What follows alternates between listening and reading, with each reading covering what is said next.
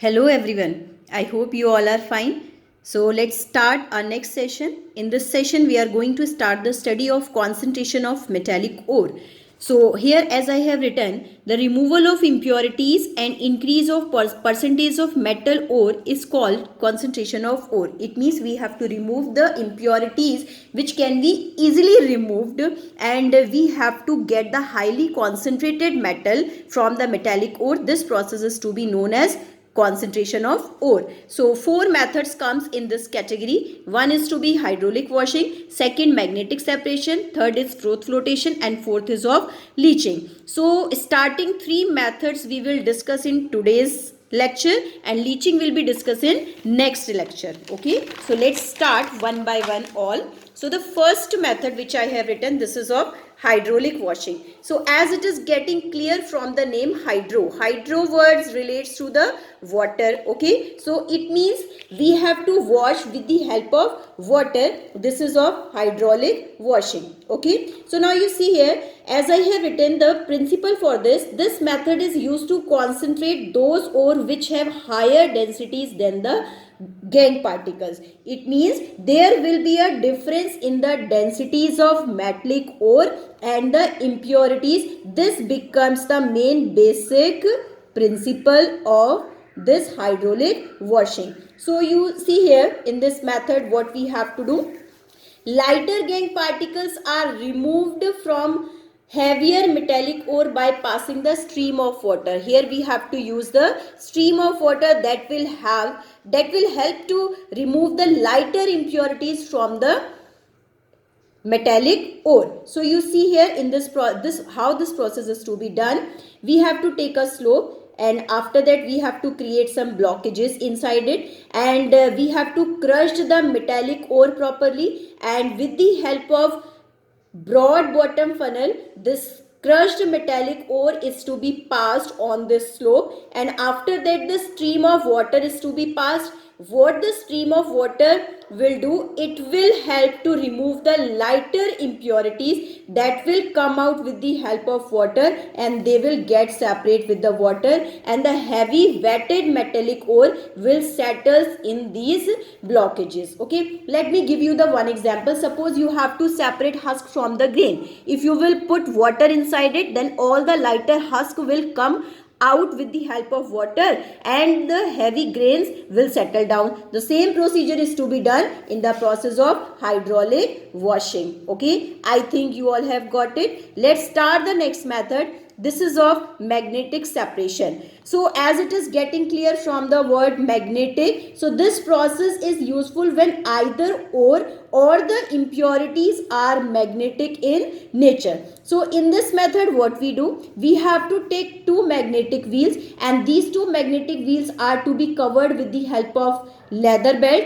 and after that a crushed metallic ore is to be passed through the broad bottom funnel, and leather belt will move in this direction. Okay, then what will happen in that case, because this magnetic wheel creates the area of magnet, so all the non-magnetic part from the ore will start to fall down first, and the magnetic part which will be attracted by the magnetic wheels, okay, like iron containing terms will be attracted by that magnetic wheel, and as the area gets finished, that will start to fall down. Okay, so in this way we can separate magnetic part from the non-magnetic ore. Is it clear? I think you all have got it. Let's start the next procedure. This is of froth flotation process. In this process actually what we have to do, now see properly, froth flotation, froth word that represents that we have to bring out the metallic ore with the help of froth. So this method is useful for the concentration of sulfide ore. Here I have written this method is specifically used for the sulfide ore. In this method, powdered ore is taken in a big tank in which water and pine oil are present for stabilizing the froth of pine. Okay, for stabilizing the froth of pine, some compounds like aniline, that here I am highlighting for you, like aniline and cresol are added. Okay, so that will help to stable the froth which will form. Here you have to understand these compounds are aniline and cresol. Next is to be pine oil, fatty acid and xanthates are to be used, which act as collector. They will help to collect the froth. Okay, so these chemicals are important which are to be used in the froth flotation process. Specifically is to be done for sulfide ore. Okay, so here you have to understand why the froth flotation process is to be done for sulfide ore only, because sulfide ore easily wetted by the pine oil, which we have to understand. So now you see here, the mineral particle become wet by the oil while the gangue particles are wetted by the water. Here we have to understand, it means sulfide ore is to be wetted by the oil but gangue particles are to be wetted by the water. A rotating pedal agitates the mixture and draws air in it. We have to pass the air. I will explain you with the help of figure also.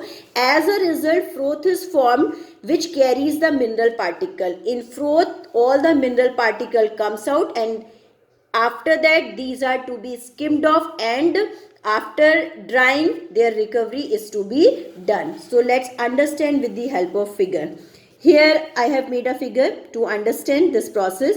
We have to take a big container, and after that in this container we have to put water, ore plus pine oil. Then water, ore and pine oil, these three are to be used in this container.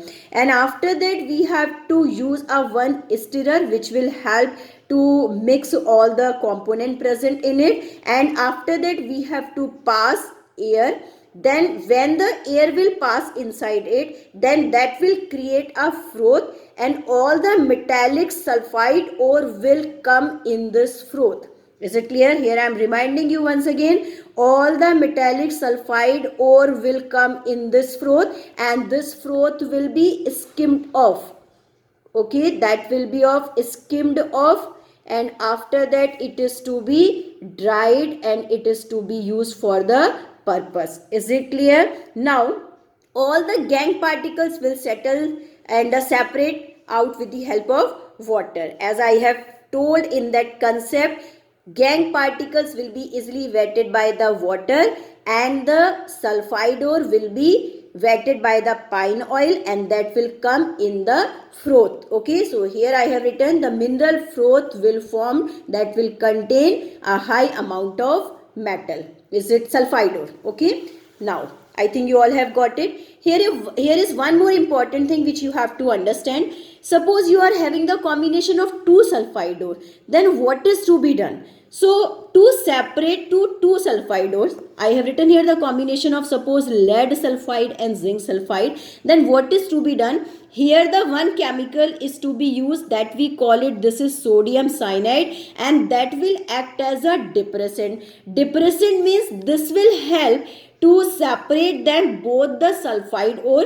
What it will do, it selectively prevents zinc sulfide from coming to the froth, and but allows PBS to come with the froth. What it will do, it will allow the PBS to come in the froth. Okay, and it will not allow to ZNS to come with the froth. In this way you can separate two different sulfide ore. Is it clear? And during this process what chemical reaction will take place? Here you have to understand, NaCN act as depressant. It will react with zinc sulfide. I have told it will not allow to zinc sulfide to reach to go in the froth. So it will react with it and it will form a compound Na2ZnCN whole 4 and Na2S will come out. Okay, so here I am reminding you once again, in the combination of lead sulfide and ZnS, lead sulfide will come in the froth but zinc sulfide will not come in a froth, because with depressant it will react and it will form a complex. Okay,